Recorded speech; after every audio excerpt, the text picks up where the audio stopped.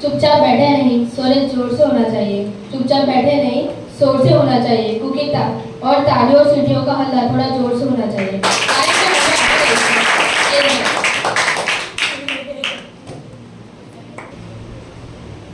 સૌને મારા જય શ્રી કૃષ્ણ. આ દેશમાં લોકશાહી જેવું છે ખરું એ વિષય પર મારું વક્તવ્ય આપી રહી છું. મને આશા છે કે તમે શાંતિથી સાંભળશો. વિશ્વમાં સૌથી મોટા લોકશાહી દેશ તરીકે આપણા મહાદેશ ભારતની ગણના થાય છે. પરંતુ યક્ષ પ્રશ્ન એ છે કે શું આ દેશમાં લોકશાહી જેવું છે ખરું? સંપૂર્ણ સભાન, સ્વસ્થ અને સંતુલિત અવસ્થામાં કહું છું કે આ દેશમાં લોકશાહી જેવું કંઈ ખાસ રહ્યું જ નથી. અમેરિકાના પ્રમુખ સ્વર્ગસ્થ અબ્રાહમ લિંકને લોકશાહીની વ્યાખ્યા આપતા કહ્યું હતું કે democracy is the rule for the people, of the people and by the people. અર્થાત લોકો માટેનું, લોકોનું અને લોકો વડે ચાલતું શાસન એટલે લોકશાહી. લોકશાહીમાં પ્રજા પોતાની સત્તા, જવાબદારી, હકો, ફરજો વગેરેથી માહિતગાર થઈને શાસકોને સાચા, યોગ્ય અને ઉત્તમ નિર્ણયો લેવાની ફરજો પાડે છે.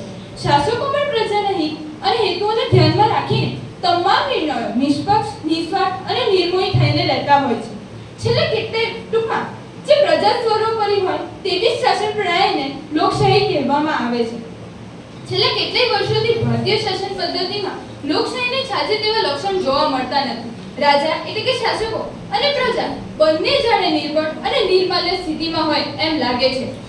લોકશાહીમાં શાસકો નબળા બને તો તેમને ઢંઢોળી, ઠપકારી, સબળ બનાવવાની જવાબદારી તો પ્રજાની જ છે, કારણ કે આખરે લોકશાહી શાસનનો પાયો તો પ્રજા છે. પરંતુ ભારતીય શાસકોએ શામ, દામ, દંડ, ભેદની નીતિ રીતિ વડે પ્રજારૂપી પાયાને એટલો બધો નફવટ, નપુસક અને નિંદ્રાધીન કરી દીધો છે કે લોકશાહી રૂપી ઇમારત ગમે ત્યારે તૂટી પડે તો કોઈ આશ્ચર્ય નહીં રહે.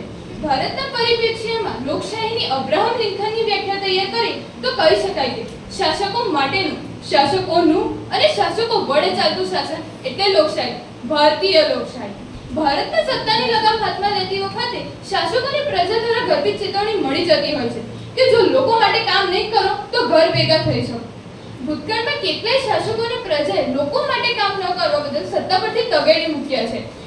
આમ સ્પષ્ટપણે એમ લાગે કે ભારતમાં લોકો માટે શાસન ચાલે છે, પરંતુ વાસ્તવિકતા તો કોઈ અલગ જ છે. જો ભારતમાં લોકો માટે શાસન ચાલતું હોય તો ભારતના લોકો એટલે કે પ્રજા એ ભય, ભૂખ અને ભાવવૃદ્ધિના ખપ્પરમાંથી બહાર કેમ નથી નીકળી શકતી? આતંકવાદીઓ, કોમવાદીઓ, માઓવાદીઓ, નક્સલવાદીઓ, અસામાજિક તત્વો વગેરે વચ્ચે આજે ભારતીય પ્રજા સતત અસલામતી ભરી જિંદગી ગુજારી રહી છે.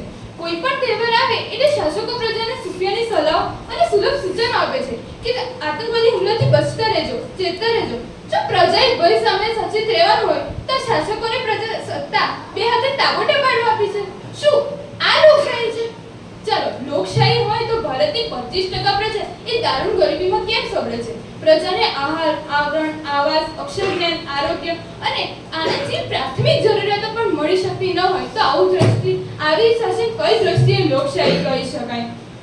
ગરીબોને જરૂરી સુવિધા પૂરી પાડવા ધનિકો પાસેથી ઉઘરાવવામાં આવતા કરવેરાના નાણાં કોની માટે વપરાઈ જાય છે અને કોની કઈ બેંકમાં કયા ખાતામાં જમા થાય છે તે ચર્ચાપાત્ર મુદ્દો છે. જો શાસકોને ગરીબ લોક સમુદાયની પરવા જ ન હોય તો તેને કેવી રીતે લોકશાહી કહી શકાય? છેલ્લા કેટલાય વર્ષોથી ભારતમાં ભાવવૃદ્ધિનું વૃદ્ધ પ્રજાનો પીછો કરી રહ્યું છે. રોજબરોજની વસ્તુઓમાં થઈ રહેલો અને સેવાઓના ભાવમાં થઈ રહેલો વધારો પ્રજાની આર્થિક કમર તોડી રહ્યું છે. શાસકો બિનજરૂરી તાકાતચિંતા બંધ કરી કરકસર કરે તો ભાવવૃદ્ધિ નિયંત્રિત કરી શકાય છે, પરંતુ શાસકો જ ગાંધીભાઈનું સહિયારીની નીતિમાં માનતા હોય તો ત્યાં પ્રજાને કોની પડી હોય? લોકસેવકોના રૂપાળા નામે રાજનીતિ કરતા કેટલાય શાસકો વર મરો, કન્યા મરો, પણ ગોરનું તરભાણું ભરો જેવા આદર્શો સાથે શાસન કરતા ટેવાઈ ગયા છે. શું આ લોકશાહી છે? લોકશાહીમાં લોકોનું શાસન હોય છે, પણ ભારતમાં લોકોનું શાસન કેમ નથી? પ્રજાએ કરવેરા અને ભ્રષ્ટાચાર જેવી ચાબુકોના ફટકા કેમ ખાઈ રહી છે? ભારતમાં પ્રજા ભ્રષ્ટાચારના બોરિંગની સામે લાચાર અને દયનીય દશામાં જીવી રહી છે. લોકશાહી હોય તો લોકોના યોગ્ય કામો યોગ્ય રાહે, યોગ્ય સમયે યોગ્ય રીતે કેમ થતા નથી? ભારતમાં જાણે ભ્રષ્ટાચાર શિષ્ટાચાર બની ગયો છે અને ભારતીય પ્રજાની કમનસીબી એ છે કે દરેક પક્ષના અપવાદ સિવાય કોઈ રાજનેતા એ ભ્રષ્ટાચાર રૂપી ગંગામાં ડૂબકી મારી લેતા હોય છે. આમ ચોરનો ભય ઘંટી ચોર હોય ત્યારે તેરી ભી ચૂપ અને મેરી ભી ચૂપની નીતિ અપનાવી વિરોધ પક્ષો પણ સત્તા પક્ષને સહયોગ આપે છે. શું આ લોકશાહી છે? લોકશાહી એટલે લોકો વડે ચાલતું શાસન. આ પ્રજા જે પદને બહુમતીથી ચૂંટી નાખે તે પક્ષ શાસન કરે, પરંતુ ભારતીય લોકશાહીનું લક્ષણ અજીબોગરીબ છે. ભારતમાં બહુમતી ન ધરાવનાર પક્ષ પણ લોકોની ઈચ્છા વિરુદ્ધ શાસન કરી શકે છે. ભૂતકાળમાં ચંદ્રશેખર, ચરણસિંહ દેવીગૌડા, ઇન્દ્રકુમાર ગુજરાત વગેરે જેવા નેતાઓ લઘુમતી હોવા છતાં પણ વડાપ્રધાનની ખુરશી શોભાવી ચૂક્યા છે. આ ભારતની લોકશાહી છે. હકીકતમાં તો ભારતમાં લોકશાહી નહીં પરંતુ ઠોકશાહી પ્રવર્તી રહી છે. મારી દ્રષ્ટિએ તો આ દેશમાં ફોર ધ પીપલ નહીં પરંતુ એફઆર ફાર ધ પીપલ અર્થાત લોકો માટે નહીં પરંતુ લોકોથી દૂર થયેલી લોકશાહી છે. બાય ધ પીપલ નહીં પરંતુ ડીયુવાય બાય ધ પીપલ અર્થાત લોકો વડે નહીં પણ લોકોને ખરીદેલી લોકશાહી છે. અને ઓફ ધ પીપલ નહીં પરંતુ OFF ઓફ ધ પીપલ અર્થાત લોકોની નહીં પરંતુ મરેલા લોકોની લોકશાહી છે.